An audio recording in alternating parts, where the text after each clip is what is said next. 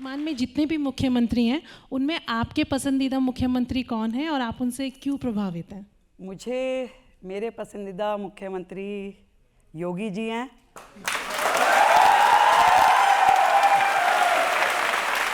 और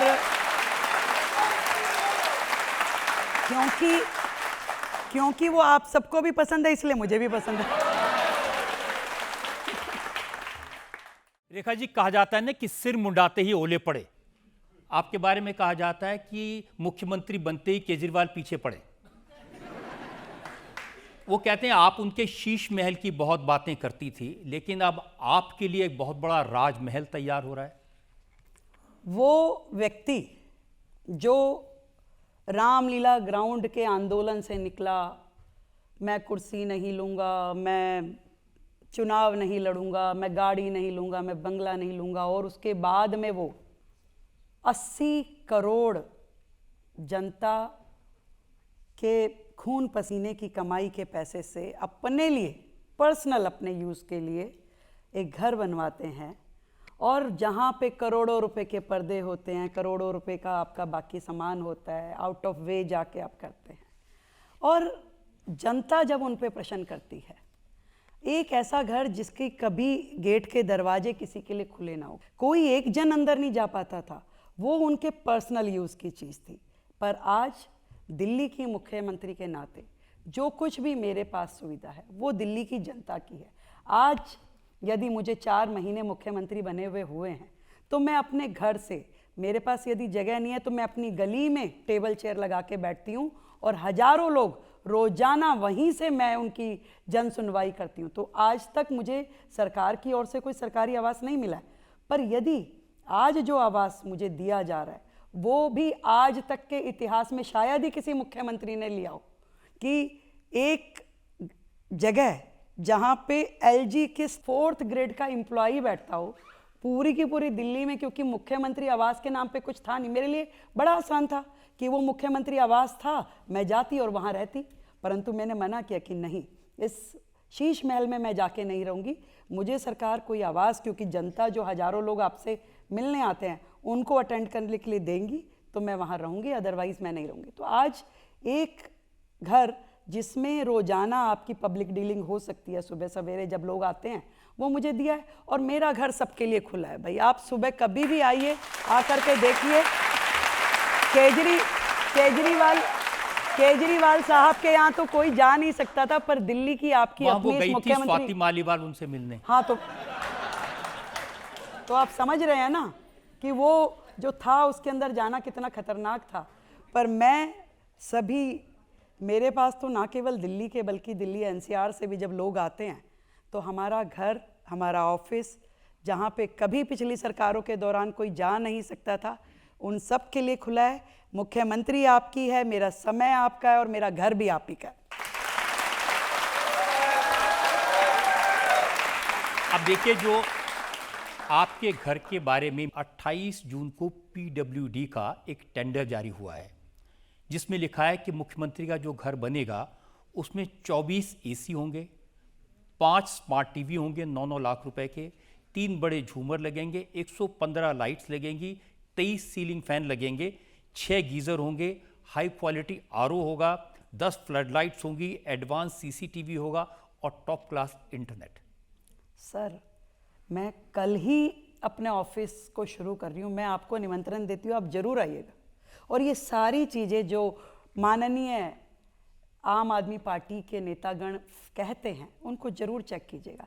मैं इतनी बात जरूर कहना चाहूँगी, वो लोग जिन्होंने भ्रष्टाचार की पराकाष्ठा दिल्ली में लांघी, वो लोग जिन्होंने दिल्ली का इतना नुकसान किया, और दिल्ली वालों ने फिर भी उनको 10 साल का इतना क्लियर कट मैंडेट दिया, और आज यदि वो आकर के दिल्ली के माहौल को खराब करना चाहें, दिल्ली के लोगों को मिसगाइड करना चाहें, आज हमारे घर में मतलब जो लग रहा है उनके डोरमेट थे उतने के जितने का मेरा पूरा घर बन रहा है, उतने के उनके डोरमेट और पर्दे लगे हुए थे।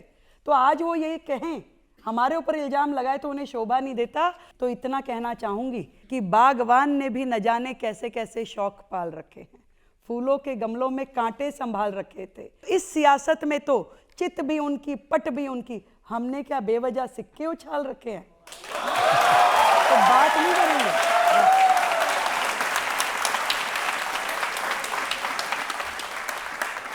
बिल्कुल ट्रांसपेरेंट है मेरा जीवन। कोई भी सुबह से लेकर शाम तक कहीं मुझे खोज सकते हैं। मैं कोई उनके जैसे खुफिया मीटिंग्स नहीं करती। मेरे पास में 100 मोबाइल्स का वो बेड़ा नहीं है कि आज पकड़े गए तो ये तोड़ वो तोड़। एक नंबर है सर, एक घर है। जनता कहेगी वहां रहूंगी, नहीं तो कहीं भी दिलों में रह लूंगी। आज भी सड़कों पे रहती हूँ। आज जनता में से सवाल और ले सकते हैं। ये जो केजरीवाल जी ने अपने टाइम पर जो एक शीश महल तैयार किया था और उसमें अच्छा खासा पैसा भी लगा है, अब आप उसका क्या करेंगे? सही है, ये करिए आपने महिलाओं वाली बात। बिल्कुल हमारी यही योजना है कि वो जनता का पैसा था जो वहाँ पे बर्बाद किया गया। कोशिश हमारी ये रहेगी कि उसके लिए हम ऐसा निर्णय लें कि वो जो पैसा है वो फिर से खजाने में आए और उससे जनता के लाभ हो, काम हो। आप वहाँ अगर रह लेती तो कुछ नुकसान नहीं हो जाता? नींद नहीं आती मुझे। वो दिखाई देता कि कैसे लोग त्रस्त हैं और केजरीवाल साहब यहीं पे रह करके मस्त थे। वो पर्दे भी नहीं खोलते थे। जनता की आवाज़ उनके कानों में नहीं आती थी। वो अपने घर की 4 दीवारी में बैठ के करते थे।